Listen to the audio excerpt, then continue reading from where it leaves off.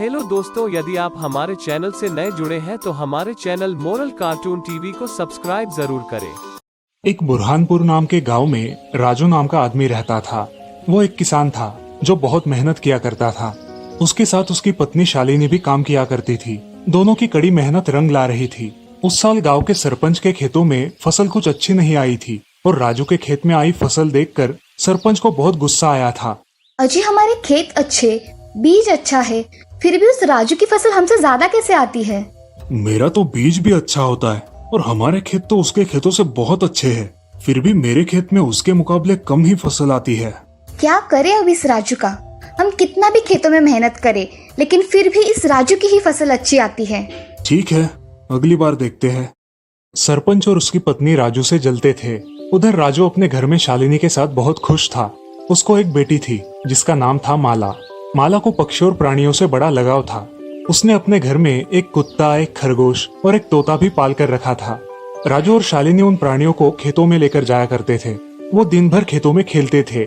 माला घर आती तो सीधा खेत में चली जाती थी और अपने प्राणियों के साथ खेलती थी। एक दिन उसे स्कूल से आने में बहुत देर हो गई। राजू और शालिनी बहुत चिंता में पड़ गए। अरे शालिनी, इतनी तेज बारिश हो रही है और ये माला है कि अब तक घर नहीं आई। मुझे तो बहुत डर लग रहा है। मैं जा रहा हूँ उसे ढूंढने। अजी, मैं भी आऊँ क्या साथ में? नहीं शालिनी, तुम घर पर रुको। अगर वो घर पर आ गई तो मुझे बता देना। ठीक है जी, आप माला को लेकर जल्दी आना। ऐसा कहकर राजू वहाँ से माला को ढूंढने निकलता है। वो गांव के रास्ते से स्कूल जाता है। बहुत तेज बारिश होने के कारण उसे आगे का कुछ भी साफ साफ दिखाई नहीं देता। रास्ते में उसे एक पेड़ के नीचे कोई बैठा हुआ नजर आता है। राजू उस तरफ देखता है तो उसे कोई जानी पहचानी सी आकृति वहाँ नजर आती है। राजू पेड़ के पास जाता है। अरे माला बेटा, तुम यहाँ पे क्या कर रही हो? मेरे पास छाता नहीं है, इसीलिए यहाँ पेड़ के नीचे रुकी हूँ। बेटा, हम दोनों घर में कितना चिंतित हो गए थे। चलो इस कबूतर के बच्चे को छाते में लेकर चलते हैं। हाँ पिताजी, चलिए, अब इसे बारिश नहीं लगेगी। अब दोनों बाप बेटी घर आते हैं। कहाँ चली गई थी तू माला? यहाँ मेरी जान जाने को थी, ऐसे बाहर मत रुका कर। अरे जरा शांत भी रहो। इसकी वजह से माला को घर आने में देर हो गई है। शालिनी उस कबूतर के बच्चे को देखकर चुप हो जाती है। तभी उसकी नजर उसके जख्म पर पड़ती है। क्या हुआ है इसे? ये कहाँ मिला आप दोनों को? बिना देखे ही बच्ची को बोलना शुरू कर देती हो। इसकी वजह से ही माला को देर हो गई। पेड़ के नीचे उसे पकड़ के बैठी थी। माफ कर दो बेटा, मुझे पता नहीं था, लेकिन तुमने बताया क्यों नहीं? अरे माँ, तुम बोलने दोगी तो ना। ये कबूतर पेड़ के नीचे जख्मी पड़ा था और इसे छोड़ के मैं घर कैसे आ सकती थी? मैंने उसे उठाया तभी जोर से बारिश शुरू हो गई। मैं इसे पकड़े पेड़ के नीचे खड़ी थी। मेरे पास छाता ना होने के कारण मैं घर जल्दी ना आ सकी माँ। ठीक है बेटा। माला और राजू उस कबूतर को पट्टी बांधकर उसे खाने के लिए दाने और पीने के लिए पानी देते हैं। ऐसे ही 4 दिन बीत जाते हैं। माला उस कबूतर की अच्छे से देखभाल करती है। कुछ दिनों बाद वो कबूतर अच्छी तरीके से उड़ने लगता है। उस कबूतर का रंग सुनहरा हो जाता है और वो बाकी सारे कबूतरों से थोड़ा अलग ही दिखाई देता है। माँ, पिताजी, मेरा सुनहरा कबूतर देखो कैसे उड़ रहा है। अरे हाँ, ये तो ठीक हो गया है। उड़ता है तो कितना शानदार लगता है। बहुत अच्छा है तुम्हारा सुनहरा कबूतर। राजू और शालिनी खेतों में चले जाते हैं और माला अपने पक्षी प्राणियों के साथ घर में ही रहती है। उसी रात, अरे शालिनी, कल हमें जल्द ही खेतों में जाना होगा। फसल अब काटने पर आई है। हाँ, सुबह जल्दी ही जाएंगे। सुबह सुबह ज्यादा काम होता है। पिताजी, मैं भी कल खेतों में आऊँ, जिससे आपको कुछ मदद हो जाए। ठीक है बेटा, चलो अब सो जाते हैं। अगले दिन राजू, शालिनी और माला तीनों अपने प्राणियों के साथ खेतों में चले जाते हैं।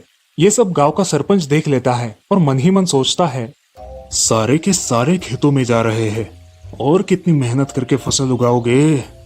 माला और उसके माँ बाप खेत में पहुंचकर काम करने लगते हैं। पिताजी, ये फसल का अनाज कैसे बनता है? ये फसल सूखने के बाद अनाज बनता है।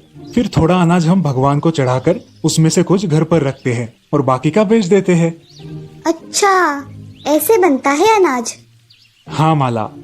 अरे, दोनों बाप बेटी की बातें खत्म हो गई हो तो घर चले। हाँ हाँ, चलो घर। तीनों भी घर चले जाते हैं।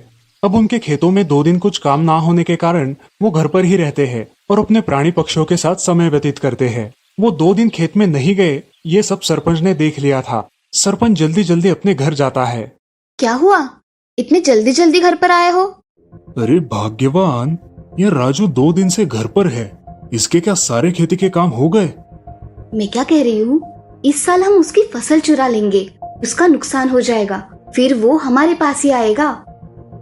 अगर किसी ने पकड़ लिया तो?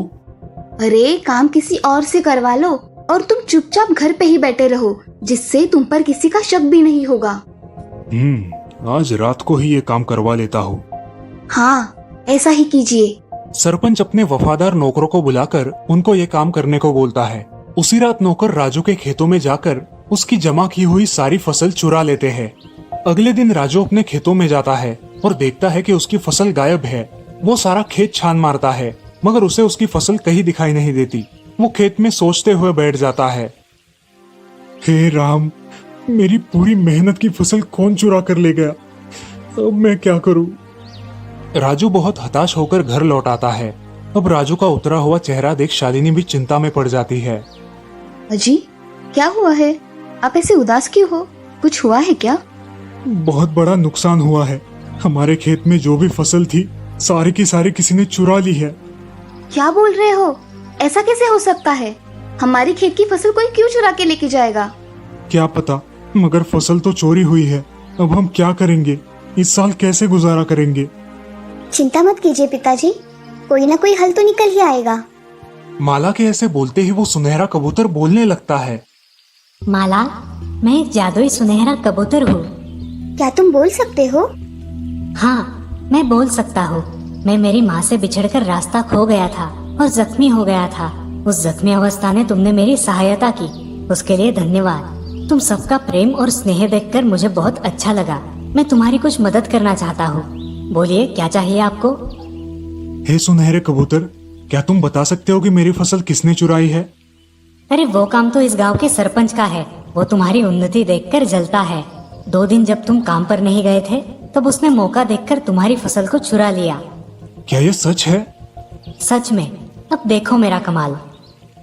कबूतर मंत्र पढ़कर सारी फसल राजू के घर के सामने डाल देता है और उसे वो फसल का अनाज बनाकर अपने घर में भरने को बोलता है। अब राजू बहुत खुश हो जाता है। तुम्हारा बहुत बहुत धन्यवाद, तुमने हमारे लिए इतना किया। बोलो, तुम्हें क्या चाहिए? जो भी मांगोगे वो मिल जाएगा। मुझे कुछ नहीं चाहिए। हे जादुई कबूतर, बस तुम मेरी बेटी के लिए हमारे घर पर ही रहो। ठीक है। माला, तुम्हें कुछ मांगना है? हे जादुई कबूतर, मुझे सिर्फ तुम चाहिए और कुछ भी नहीं चाहिए। बहुत साल बीत जाते हैं। अब माला बड़ी हो जाती है। ऐसे ही एक दिन माला को उस सुनहरे कबूतर की तरह और एक सुनहरा कबूतर दिखाई देता है। उसे लगता है कि वो उन्हीं का सुनहरा कबूतर है। वो उसे आवाज देती है, सुनहरे कबूतर, सुनहरे कबूतर, नीचे आ जाओ। तभी घर से सुनहरा कबूतर बाहर आकर उसे आवाज देता है। अरे सुनहरे कबूतर, तुम यहाँ हो? तो वहाँ पेड़ पर कौन है? माँ, कहाँ गई थी तुम? तुम्हारी बहुत याद आती थी मुझे। अरे, इन इंसानों ने मुझे कैद करके रखा था। अब मैं वहाँ से निकलकर भाग आई हूँ। ये इंसान बड़े दुष्ट होते हैं। नहीं माँ, सभी वैसे नहीं होते। ये माला है जिसके यहाँ मैं रहता हूँ। इसने और इसके परिवार ने मुझे बहुत प्रेम दिया। इन्होंने मेरी देखभाल की है माँ। धन्यवाद आप सबका। अरे, ये तो मेरा सुनहरा कबूतर है, इसके लिए किया मैंने सब। माला, अब मैं मेरी माँ के साथ जाना चाहता हूँ। क्या मैं जा सकता हूँ माला? तुम जाओ तुम्हारी माँ के साथ, मगर तुम्हें मुझे मिलने महीने में एक बार आना ही पड़ेगा। मंजूर, जरूर आऊंगा माला, तुम्हारे लिए। अब कबूतर उसके पास जाकर उसे एक जादुई घड़ा देता है जो उसने उसकी शक्तियों से बनाया था। माला, ये जादुई घड़ा है।